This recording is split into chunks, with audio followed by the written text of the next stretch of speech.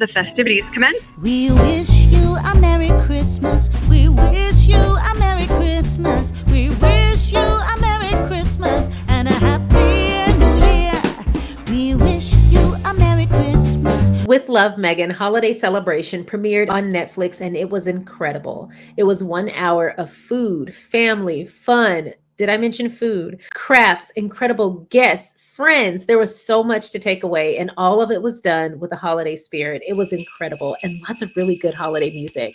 We have a lot to get into in today's part 1 recap, so let's get started. We wish you a Merry Christmas. We wish you a Merry Christmas. We wish you a Merry Christmas and a Happy New Year. Thank you so much for clicking on my video, and if you're returning, welcome back to my channel. Today, we'll be recapping the first half of With Love, Meghan holiday celebration. There was so much to get into that I am actually breaking this up into 2-part episodes.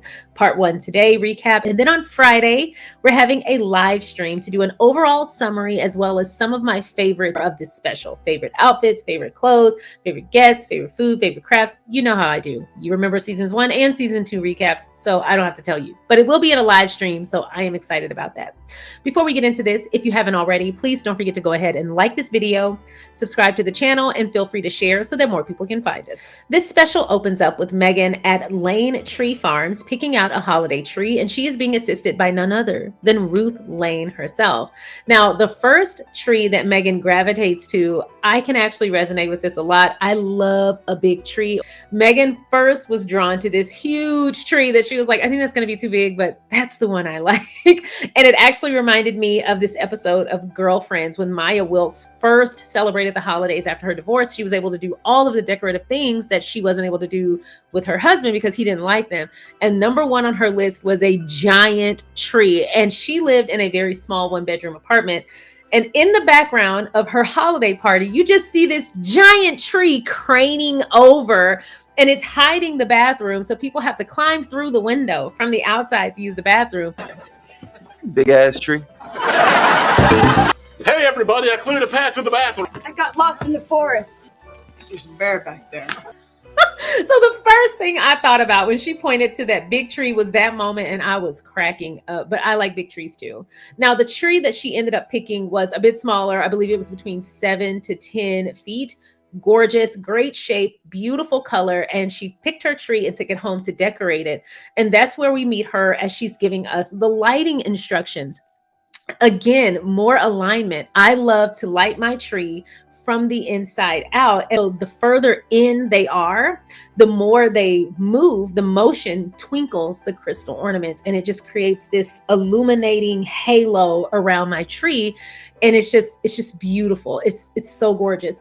But I've never tried it with like a regular tree that's like green. The way Meghan described it as the tree is glowing from within, I just felt like they gave it some warmth. And so seeing this technique with the warmer tone lights that aren't necessarily moving, they're just kind of illuminating and they're kind of dim. And then on top of that, there's this twinkling border that she created by putting some of the lights on the outside. I thought it was gorgeous. Then she talked about the importance of placement when it comes to ornaments. Again, she gave it this layering by putting some in the tree, some on the outside. And that might seem obvious to some people, but I'm going to be honest, a lot of people simply put their ornaments on the edge of each little branch.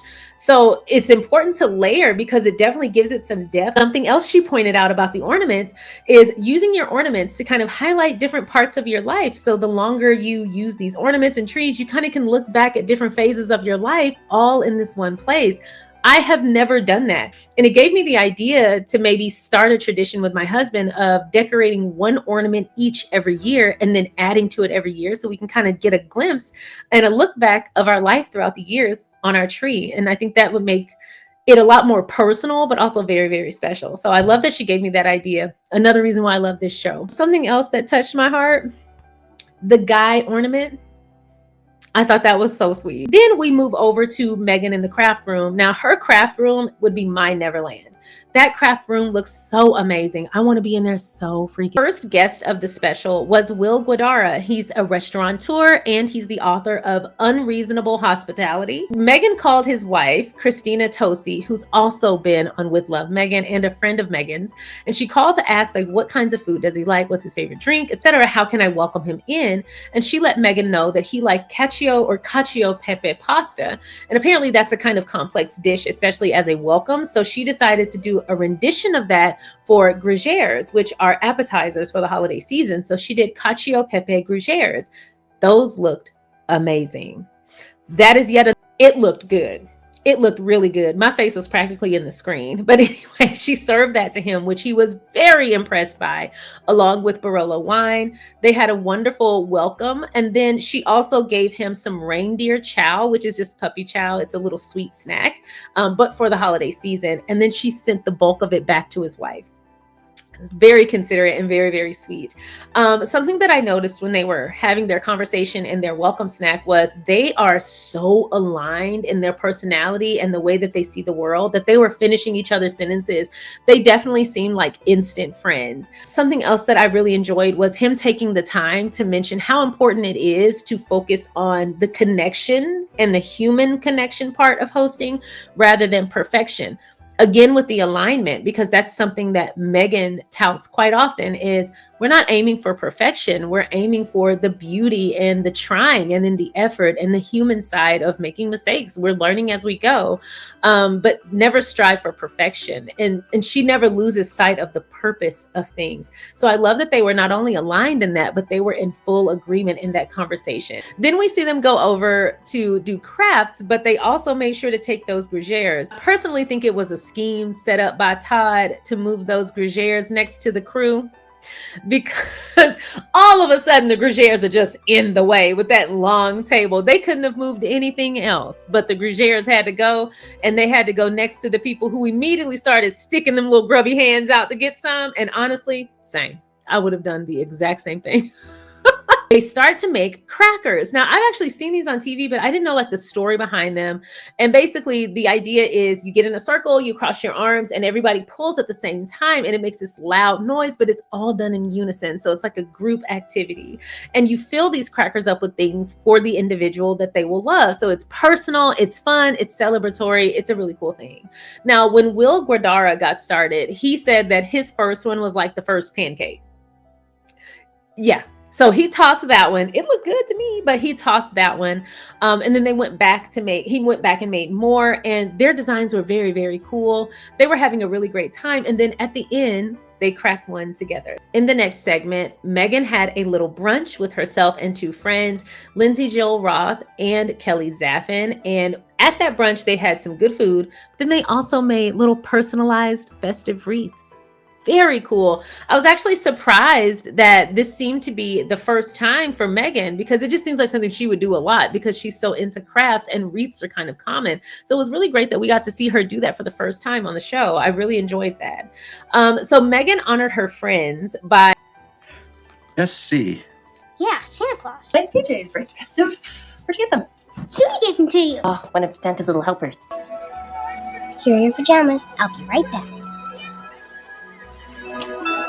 Meghan had on those beautiful festive pajamas, and it was in honor of one of her friends because they like to do matching pajamas with their family for holidays. Now, to welcome her friends, she made quiche Lorraine and quiche Florentine. She baked pears, and she made a cinnamon star. But I have to be honest, the cinnamon wasn't the only star in this episode. It was absolutely Guy. It was wonderful to see Guy in the kitchen with his mama. I thought that was so sweet. Oh my goodness.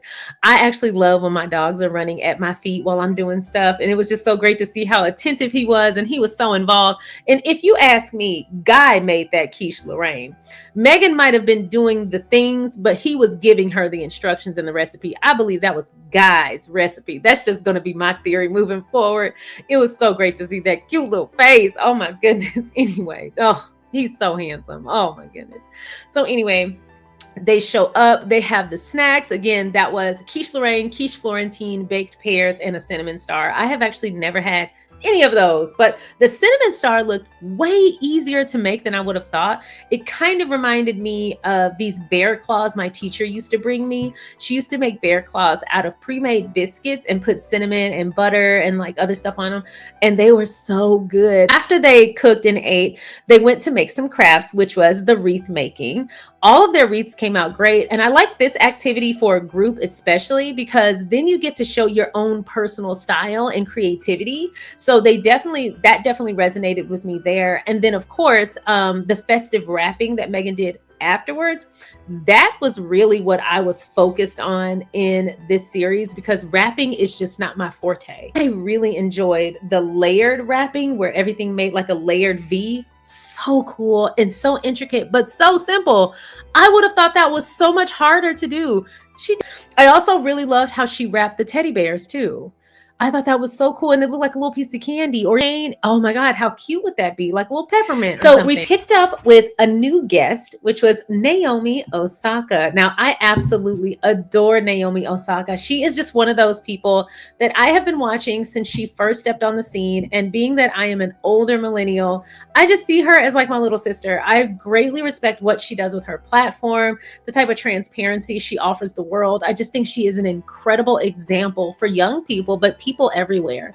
And Meghan welcomes her with a crudité platter. It looked really good, but it was also super healthy. And that's great because Naomi Osaka is a professional athlete.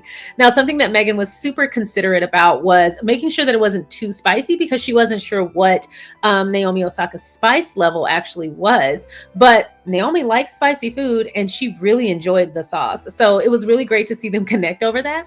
I actually think they have very complementary energy. I kind of liken it to mine and my nieces. With my niece, I'm like super energetic, super forward, super direct, just like I just adore her and I love out loud. I just have a high energy.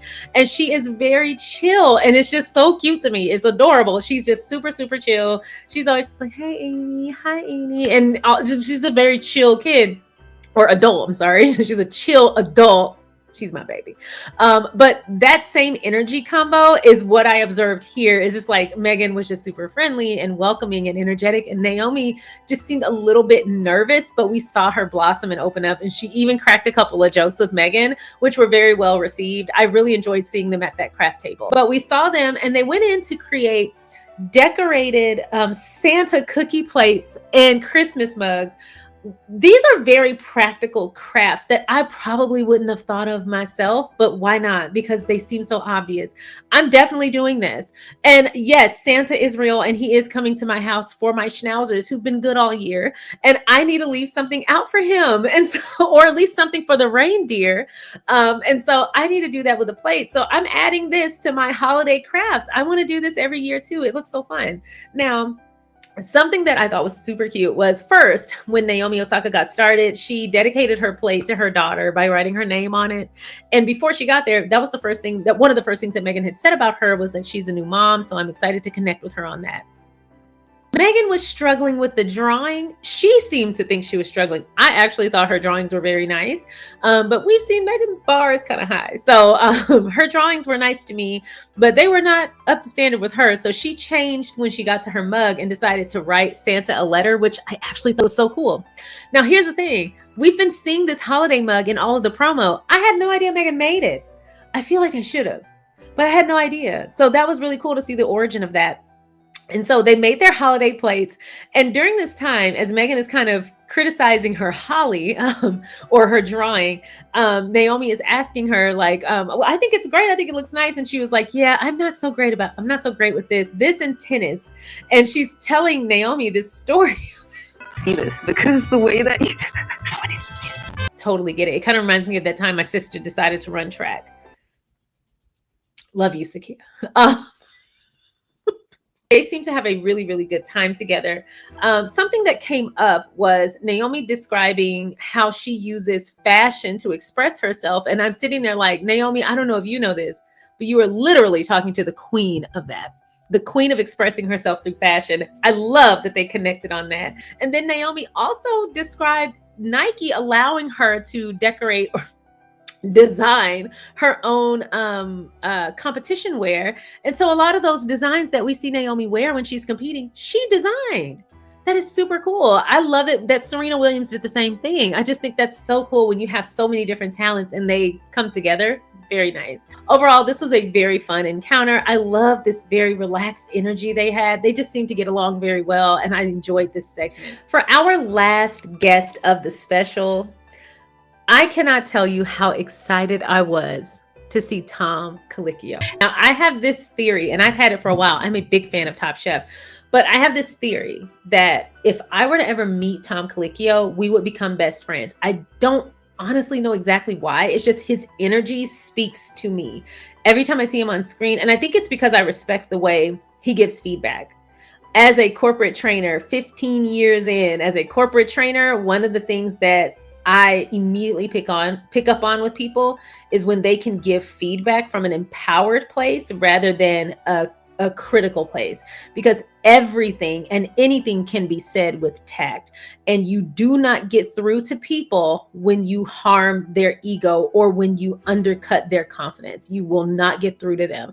And so watching him throughout the years, particularly the seasons with like Tiffany Derry and with Richard Blaze and I mean, all of them, honestly.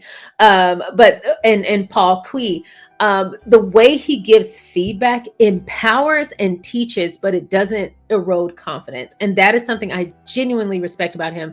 But on a personal level, every time I see Tom Colicchio on a show or anything, he always shares like really interesting and fun and enjoyable stories. He has a super relaxed energy, and he has a very cool sense of humor. I enjoy just watching him. So I have a firm belief that if I were to meet him, we would not only become best friends, but we will become brunch besties. I'm determined to become brunch besties with Tom Colicchio.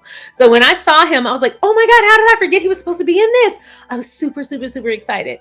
Anyway, in his segment, they made beet salad, which we got to come back to that when it comes to Prince Harry. Because if you saw this, then you know what I'm going to say. They made salt cod and gumbo. It looks so good. That gumbo, it brought me to my feet. Do you hear me? I was just like, what's she putting in next? Like, I was just in front of the TV as if I were watching sports. Like, this was my Super Bowl. But anyway, it's just like that sometimes. So anyway, this was the anti-Harry salad. Like, this is poor Harry. If you want to keep Harry away, use this recipe. Now that means none of these ingredients are going to sell in stores because who wants to keep Harry away? But anyway, I thought that was so funny. And then for that salt cod, that looked real good. That looked really, really good, especially that crispy edge. So Prince Harry joins while they are making the gumbo. And during this segment, Meghan explains that her mom's family is from like the Chattanooga area of Tennessee. I did not know that. So technically, Meghan is Southern. By some stretch, Meghan is from the South. And so that's what I'm going to go with, my Southern queen. But anyway, Meghan's mom, her family is from the South. And this was her mother's family's recipe. And this recipe looks excellent. Now, I am from Texas, and the recipe that I learned to make gumbo is a Cajun recipe. This one looked great. And here's the thing about gumbo. However you make it, or I should say, whatever style of gumbo you make, it's going to be good because gumbo is good. Gumbo is delicious. And as a matter of fact, I'm on a mission to taste every style of gumbo made by the best. So now I have to taste Meghan's gumbo, clearly, because Tom Colicchio was raving about it. So I have to taste Meghan's gumbo. But anyway, this recipe looked really good. It was super simple, but oh God, it looks so good. Now, here's the part that got me. Before Harry arrived, Meghan kind of takes over after the roux is made. And so Tom is helping with the gumbo aspect of it. But at one point, he just stopped helping. And he's just like I was in front of the TV, like, this is my Super Bowl. He was just going, he was all in. And baby, judging by those eyes, he was all in just like we were, because it did look good. And I can't imagine what it was like to not only see that, but to smell it. No shame in your game, Tom. I would be right there with you. But anyway, clearly it looked good. And it clearly turned out really well by how everyone reacted. So then Prince Harry joins, and the scene with Meghan trolling him about this salad kills me. He said, oh, It's not gonna be a swing and a miss. You come for me, I'm coming right back. But that part, both parts were so funny. I love when couples can tease and be silly together. But what a sweet thing to say about your mother-in-law. I have no doubt in the world that he's 100% right about Queen Doria's gumbo. I bet she can cook just like her daughter. But I thought that was so funny. The little 1-2 pow between them, trolling you with the salad, trolling you with the gumbo. But here's the thing, Harry. Now, if you're gonna troll somebody about their food, your bowl can't be empty though. Like, that's the thing. You can't have an empty bowl and a hot throat going back for more, talking about oh, your mother's is better. Tell that to your empty bowl. I'll believe you when that bowl is still half full. Okay. Harry ate his food before anybody. And correct me if I'm wrong, but I'm pretty sure he took the bowl and just scooped it. He stopped using the ladle, didn't use a spoon. I think he just scooped it and dropped, scooped and dropped. No, I'm just kidding. But no, he clearly did enjoy the gumbo. He definitely complimented Meghan's cooking all the time. He's always talking about how well she cooks. And then also Tom Colicchio complimented her cooking and her gumbo.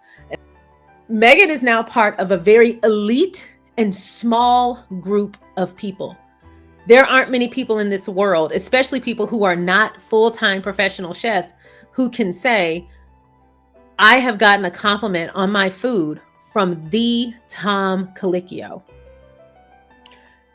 As if Meghan has time to rack up any more accolades. She practically does it in her sleep. I mean, come on. That would be in my LinkedIn bio. Tom Colicchio liked my gumbo. You don't need to know anything else about my skills. Tom Colicchio liked my gumbo. Yes, I can be a great receptionist. Do you need to vet me anymore?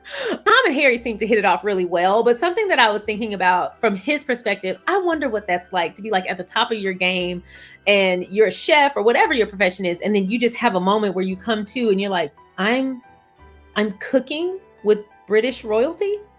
That's my life right now. So yeah. I know he had a moment of surrealism because I would have. That was a very cool moment. So that was the last guest. And then we go over into the actual celebration, what they've all been preparing for. So we have this very well decorated table, this room, the fire is going, the stockings are up, all the food is laid out, and everyone joins the crew. We see Daniel Martin. I wanted him to have a bigger part in the special. Y'all know he's my favorite guest on With Love season 1 and 2.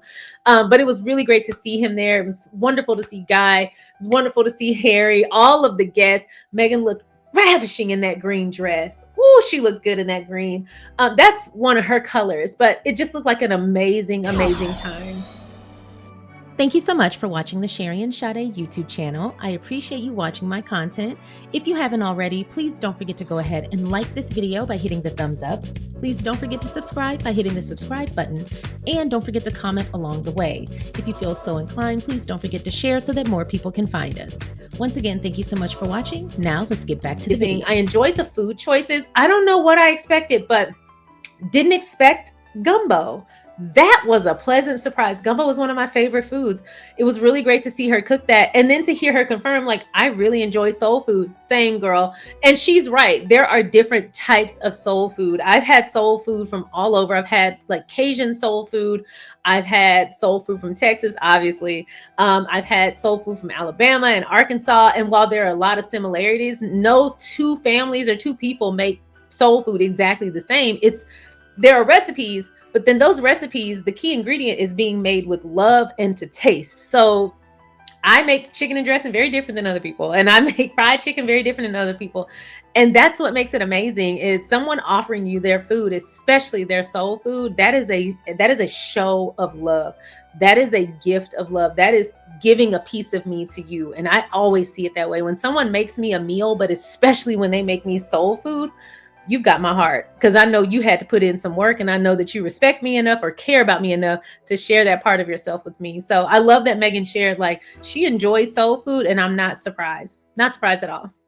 So those are my thoughts on the second half of With Love Meghan holiday celebration. I am so excited to hear, what are your thoughts? What did you think of the guests, the food, the crafts, the clothes?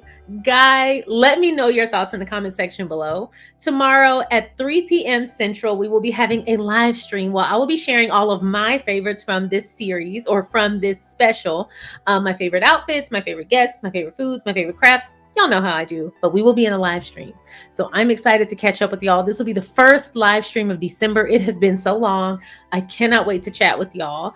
Before we get out of here, if you haven't already, please don't forget to go ahead and like this video, subscribe to the channel, and feel free to share so that more people can find us. And I will see y'all next time. Bye.